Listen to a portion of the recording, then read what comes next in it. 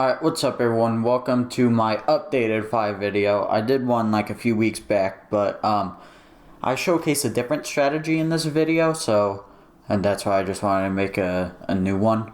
One thing that's going to be helpful before actually getting into the strategy is go into your settings before you start the game and turn on graphic content.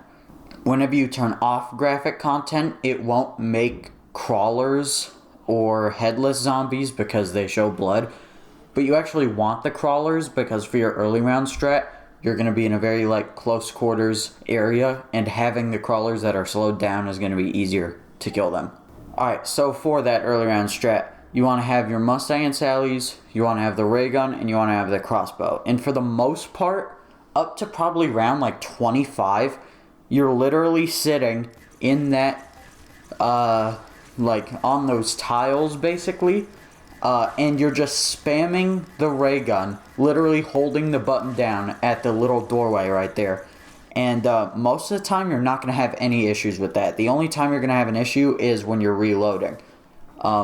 Past 25, you're not going to be able to just do this strategy with the ray gun alone, because both, you have to deal with ammo, and also because whenever you're reloading, it's too dangerous to try to recover just with the ray gun. So, past 25, you want to shoot a crossbow shot at the wall, and then spam your Mustang and Sally into the horde a little bit to try and just wipe out whatever zombies are there.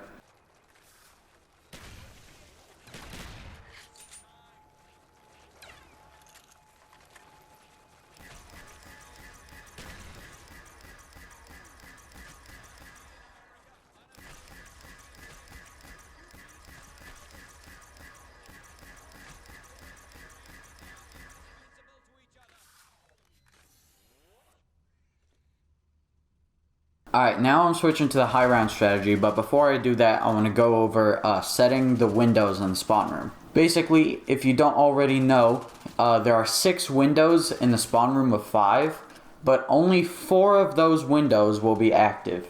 The other 2 will just not spawn zombies. You can randomize which these windows are, either by moving the bottom elevator, either riding it down or taking it upstairs, or by going in the teleporter during a bonfire sale.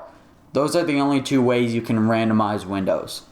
Now ideally, after doing your low round strategy, you want to go in and start forcibly buying the bottom elevator over and over until in the spawn room you have 2 windows closed. Specifically, the ones you have closed are when you're looking at the wall with the clocks, the left window right there, and then the one that's to the right of the Olympia wall by. Those 2 you keep closed because it makes training way easier.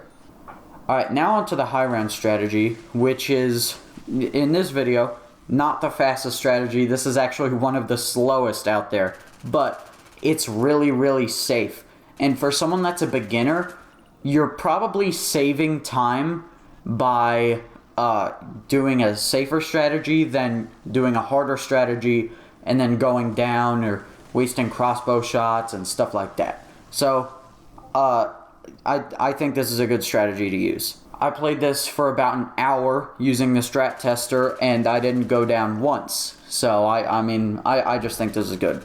So, it's kind of hard to describe where you're starting this horde up, but you're kind of next to the middle table on the right of it, and just sort of facing the wall with the clocks on it. And then whenever you start to get pushed out of your little spot right there, either by zombies behind you or the ones in front of you are coming close, make your way into the hallway between these tables. I call it a hallway, but just in between these 2 tables.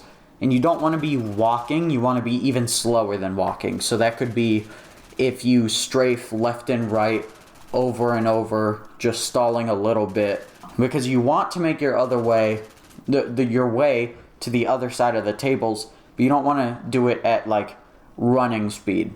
You want to be a little bit slow to let the zombies behind you catch up. Once you're at that point, you can go into the room with the Olympia in it and sort of stall a little bit, shoot the MPL at the horde to get your points and break even. since you're buying the traps for the strategy. Once you see all the zombies are in the horde behind you, you can run and hit the trap switch and let them all go through it behind you. Once you see all of them have gone through the trap, you can go back to where you started the horde up and do the same thing. This time, instead of buying the trap, you're just going to jump through the trap. Run and jump through the trap specifically as the safest way to do it. And you don't want to run and jump through the trap if you've been hit 3 times or more. So if you get hit in the back once and then a second time, you're good. If you get hit in the back 3 times, you want to stall a little bit just to make sure, because if you've been hit 3 times and you jump through the trap, you're going to immediately die. So again, you're going to wait for all the zombies behind you to die, and then you're going to make your way back to where you started the horde up. Now at this point, the trap is about to stop because it's already been running for a little while. So you're going to make the same horde up, but this time you're going to bring them over to the speed cola hallway to use that trap while you're waiting for the first one to cool down.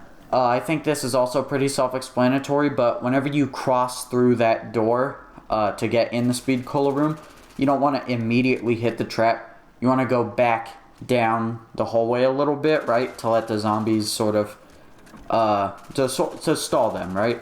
And then you could go back like 4 or 5 feet and then run back and buy the trap. Then at that point you could buy more MPL ammo if you need it, and as soon as you see all the zombies behind you die, get back to the spot where you start the horde up and then do it again. And basically you're just going to be running these same hordes around that middle table, killing 2 hordes with the Olympia trap, then 2 hordes with the speed cola trap, then 2 hordes with the Olympia, and so on. And it's pretty fast, and it's also really safe because, I mean, you know exactly where the zombies are going to be. You're not really getting cornered ever. That's pretty much it for the strategy. I don't have much more to say. I'd like to cut this video down to be a little bit shorter than 16 minutes because that was not very concise whenever I did it last time. Thanks for watching if you made it this far. Good luck, I guess.